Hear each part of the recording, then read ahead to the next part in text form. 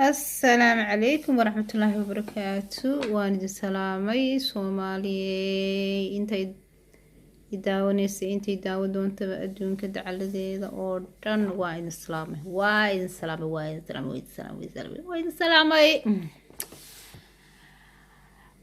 وبرنامجكني تضوّد لها أها aan wiigii maalin soo dayn jiray dhalinyaray ka cootoosa adduunka meelaad joogtaanba ka imaada ayuu yidhi fanaanku wadankeena hooyo soo aada dhaleecada ka jira meesha wadanku yuu baahan yahay dhalinyarada maasha allah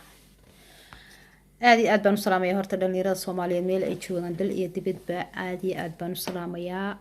maasha allah aad iyo aad baan u bogaadinayaa dhalinyarada maanta 30 sano kadib aad ay usoo jeedaan maasha allah iyadan laba heesaba maxay tani lagu wacyigelin waxaan ku iyaga doonaya maanta inay midoobaan inay gacmaha isqabsadaan gacmooda jirbay wax ku gooyaan maasha allah tabarakallah horta dawlad wayna haysanaa maanta adduunka laga ixtiraafsan yahay oo 30 sano kadib iftiin yar baa inoo soo baxay maasha allah inkastoo dhaqaaqi la yahay oo dhinac walba laga maxay tani hololobinayo oo maaragtay dad dangaara leh ay dawladii caka dhigilaaday haddana maasha allah uma joojiyaan dad samir badan waxaan ku yiri dawlad samir badan weeyaan oo sharaf iyo is inaga mudan marka dhalinyaro waxa la rabaa inaad maaragtay aad isbarbar taagtaan dawladiina oo aad maxay hayteen wadanka idinka u kacdaan oo aad hurdada ka kacdaan sida fanaanku sheegay maasha allah wadanku idinku idin baahan yahay weena dhalinyarada maxay hayteen ubadkiina aad future mustaqbal u reebtaan ubadkiina kuwa ubadka dhalay iyo kuwa dhali doona inta waxay baahan yihiin future mustaqbal ay u baahan yihiin future mustaqbal aanti idinku dhacday idinka 30 sano ubadkiina ay ku dhicin kala way jiraan dhalinyaro far badan oo maanta maxay tani intay ku dhasheen dagaalka maxay tani haddana ku ilmo dhalay way jiraan waa badan weeyaan wixii nool wixii dhintana way dhinteen Allah subhanahu wa ta'ala ha u naxariisto marka حتى حسوس waxa idinku filan iyo qabyaalad hadaa damir leedihiin inta dhalinyaro Soomaaliyeed qarax lagu dilay oo ay horjoogayaan iska hor keeneen qaar baa la shaqeeya maxay tani nimanka kan dhulka wareega ma doonay magacooda inaan sheego oo maxay hayteenay iyagiyo ganacsataduba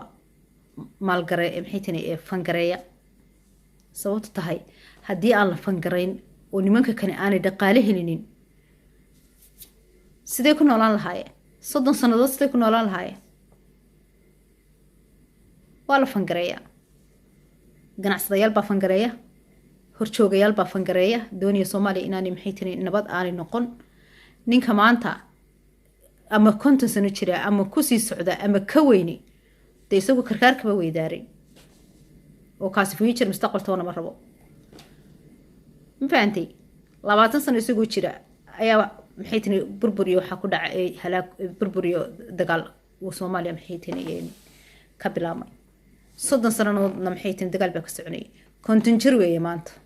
ama konton korba u dhaafay future mustaqbal toona ma rabo idinku raba future mustaqbalkiina inuu lumiyo idinkay ubadkiina qabiil wuxuu ku taraya malaha maanta والله waxaan daawanay habeen dhaweyto inaan waxaan ku yiri askari ah oo dagaaladii ku dhaawacmay oo Yemen loo qaaday oo Yemen waxba laga qaban waayay oo Dubai la geeyay oo dhalinyaro ah oo aan reer iyo carruurtoona lahayn oo Dubayna waxaan ku yiri dhakhtar yaala cid Allah la cid xuqabatayna ma jirto waqtigaas dawladihii hore ayaa maxay teeniyeen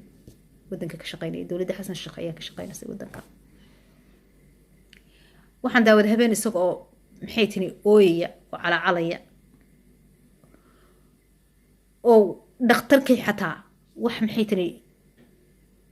uu iskaga bixi waayay uu leeyahay dhakhtarkii waxaan iskaga bixiyaan waayay bal marka ninkii horjoogaha ahaa aad qabiilka ku taageerisay haade isagu de qabiilba ma ahayn laakiin kulaba horjoogun buu la joogay de maxay tani goboladaas ku soo dhaawac maxay tani gobolada horjoogaya joogan mid kamid ah ayuu ku soo dhaawacmay noloshiisa halka marayso dhakhtarka wuxuu iskaga bixiyay waayay aawe horjoogada qabyaalada ku taageerisay aawe muxuu ugu qaban waayay muxuu dhalinyarada kale ugu qaban waayay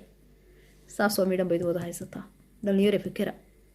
dayac iyo darxumo ayaa idin dambaysaa ninkuna marka uu kugu moodo ee qabiilkaaga horgeeyo inanka kale ee Soomaaliga ah ayaa kugu dambaysa xataa isbitaalku ma geyniyo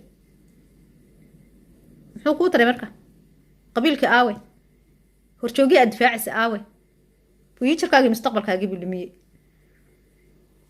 fuuturkii mustaqbalkii ubadkaagana wuu lumiyey kii dhalinyarada soomaaliyeedna wuu lumiyey maasha allah horta dhalinyarada aada iyo aad ayaan ugu hambalyeynayaa way soo jeedaan hadeer 90% waxay rabaan soomaalinimo iyo waxay rabaan maxay tihiin wadaninimo ayay rabaan ilaahay subxaanahu wa tacaala qalbigooda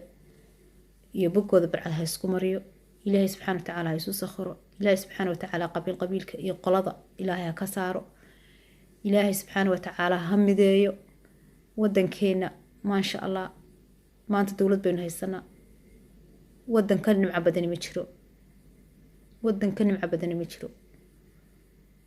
haddii ilaahay subxaanahu wa tacaala colaada inaga maxaytanay inaga saaro oo inu gacmaha isqabsano oo horjoogayaashan danahooda khaaska ah raadinaya aada ka tanaasishaan waxaa jira horjoogayaal hadday khudbadaynayaan xitaa qabyaalad ku khudbadeeya ma inuu dadka waxu qabto oo maxay haytane uu dhalinyarada maxay haytane waxu qabto oo maatadii caruurta waxu qabto oo dumarka waxu qabto ayaa loo doortay mise inuu qabyaalad ka sheekeeyo yiraahdo bari baa layna duqeeyay bari baa layna dilay bari baa sidaa laynoo galay waxaas meel loo doorto waa iska horkeen waye Soomaaliya midoobi meeshu doonaba ha joogo marka Soomaaliya ee dhalinyaro ay baan leeyahay hurdada ka kaca meel joogtaan hurdada ka kaca wadankiina u istaaga ubadkiina future iyo mustaqbal u reeba magacna kaga taga adduunka sidii SYL oo kale sagaal wiil bay ahaayeen ma fahanteen Soomaaliya ayaga halkaas soo gaarsiiyay intii 30 sano aanay qabiil iyo qolo kala bahalkeen marka ilaahay subxaanahu wa tacaala waxaan ka baryaynaa in ilaahay Soomaaliya mideeyo in la qabyaalada ka bi'iyo wadankeena aanu istaagno aan gacmaha isqabsano meel kasta aynu joogno Soomaali baa layna dhahaa inaga Soomaali baa laynoo yaqaana qabiil qabriga kula geli maayo noloshaada ayuu baabi'in qabiil iyo noloshaada baabi'in aad iyo aadan idin salaamayaa waan idin hambalyeynayaa ilaahay waxaan idinka baryayaa inaad midnimo ku waartaan oo aad gacmaha isqabsataan ayaan ilaahay idinka rajeynayaa السلام عليكم ورحمة الله وبركاته